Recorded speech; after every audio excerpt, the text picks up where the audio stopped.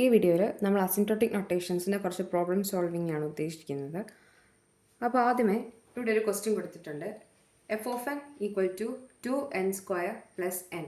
ഇതിനെ big O notation use ചെയ്ത് solve ചെയ്യാനാണ് പറഞ്ഞിരിക്കുന്നത്.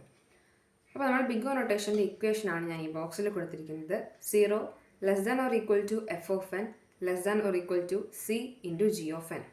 ഇനി നമുക്കറിയാം എഫ് ഓഫ് എൻ എന്ന് പറയുന്നതാണ് 2n² plus N. C into G of N ഇത് നമ്മൾ കണ്ടുപിടിക്കണം. സി എന്ന് പറയുന്നത് ഒരു കോൺസ്റ്റൻ്റ് ആണ്. ഇവിടെ കോൺസ്റ്റൻ്റ് ആയിട്ട് നിൽക്കുന്നത് കണ്ടുപിടിക്കാൻ നമ്മുടെ ബിഗർ കോഎഫിഷ്യൻറ്റിൻ്റെ കൂടെ ഉള്ളതായിരിക്കും നമ്മുടെ കോൺസ്റ്റൻ്റ് വാല്യൂ. ഇവിടെ n² കൂടെ ഉള്ളത് ആരാ? 2. പക്ഷേ ഇത് ബിഗ് ഓ നൊട്ടേഷൻ ആയതുകൊണ്ട് കോഎഫിഷ്യൻറ്റിൻ്റെ കൂടെ 1 ആഡ് ചെയ്ത് വേണം നമ്മൾ എഴുതാൻ. അതായത് n² കോഎഫിഷ്യൻറ്റിൻ്റെ കൂടെയുള്ള ഈ കോൺസ്റ്റൻറ്റ് ടേം 2ൻ്റെ കൂടെ നമ്മൾ 1 ആഡ് ചെയ്യണം.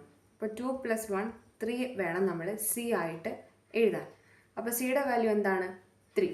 ഇനി ജി ഓഫ് എൻ എന്ന് പറയുന്നത് ഈ കോഎഫിഷ്യൻ, നമ്മളിത് നേരത്തെ ഡേറ്റ സ്ട്രക്ചേഴ്സിൽ പഠിച്ചിട്ടുള്ള കാര്യമാണ്.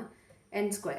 ജി ഓഫ് എൻ എന്ന് പറയുന്നത് n² ആയിരിക്കും. അപ്പോൾ നമ്മുടെ ഇക്വേഷൻ എങ്ങനെ വരും?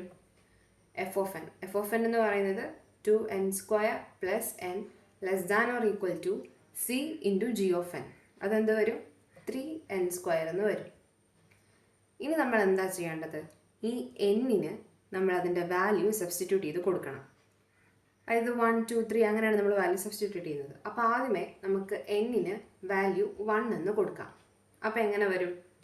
2 into 1² plus 1 less than or equal to 3 into 1². ഇത് നമുക്ക് കാൽക്കുലേറ്റർ യൂസ് ചെയ്ത് കണ്ടുപിടിക്കാം. ഈ പ്രോബ്ലത്തിൽ നമുക്ക് യൂസ് ചെയ്യേണ്ട ആവശ്യമില്ല, നമുക്ക് പെട്ടെന്ന് മനസ്സിലാവും. പക്ഷേ വലിയ വലിയ പ്രോബ്ലംസ് വരുമ്പോൾ നമുക്ക് കാൽക്കുലേറ്റർ യൂസ് ചെയ്യാം. അപ്പോൾ ഇവിടെ എന്ത് വരും? 2 + 1 3 less than or equal to 3 എന്ന് വരും. ഇത് ട്രൂ അല്ലേ? അതെ, ഈ കണ്ടീഷൻ ട്രൂ ആണ്. അപ്പോൾ നമുക്ക് n0യുടെ വാല്യൂ എന്തെന്ന് കിട്ടി? 1 എന്ന് കിട്ടി. ഇവിടെ n0യുടെ വാല്യൂ 1 ആണെന്ന് നമുക്ക് മനസ്സിലായി. ഇനി നമ്മൾ എഴുതുമ്പോൾ ആൻസർ ചെയ്യുമ്പോൾ ഇങ്ങനെ വേണം ആൻസർ ചെയ്യാൻ. 2n² plus N equal to 3n² equal to, ഇനി നമ്മുടെ ബിഗ് ഓ നൊട്ടേഷനിൽ നമ്മളിത് റെപ്രസെൻറ്റ് ചെയ്യണം അല്ലേ? അപ്പോൾ ഈ 3 എന്ന് പറയുന്നത് കോൺസ്റ്റൻ്റ് ആണ്. n² ഇവിടെ ഉണ്ട്. നമുക്കറിയാം ബിഗ് ഓ ഓഫ് n, ഇവിടെ എന്നിൻ്റെ സ്ഥാനത്ത് എന്താ വന്നിരിക്കുന്നത്? n². For all n greater than or equal to 1. ഇങ്ങനെ വേണം നമ്മൾ ആൻസർ ചെയ്യാൻ വേണ്ടിയിട്ട്. ഇനി നമുക്ക് അടുത്തൊരു എക്സാമ്പിൾ കൂടെ നോക്കാം. സെക്കൻഡ് ക്വസ്റ്റ്യൻ നോക്കിക്കേ. F of N equal to 4n³ plus 2n plus 3. അപ്പോൾ നമുക്ക് ആദ്യമേ സിയുടെ വാല്യൂ കണ്ടുപിടിക്കാം.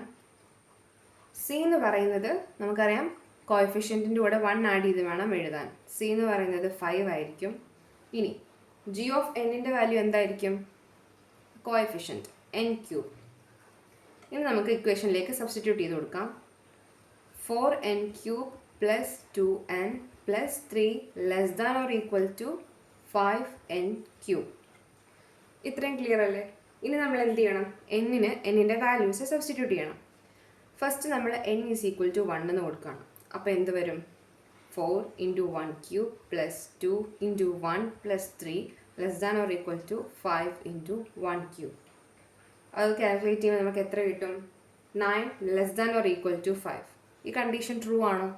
അല്ല, ഇത് തെറ്റാണ്. അപ്പോൾ നമ്മൾ എന്നിന് 2 എന്ന് വാല്യൂ കൊടുക്കാം. 4 into 2³ plus 2 into 2 plus 3 less than or equal to 5 into 2³.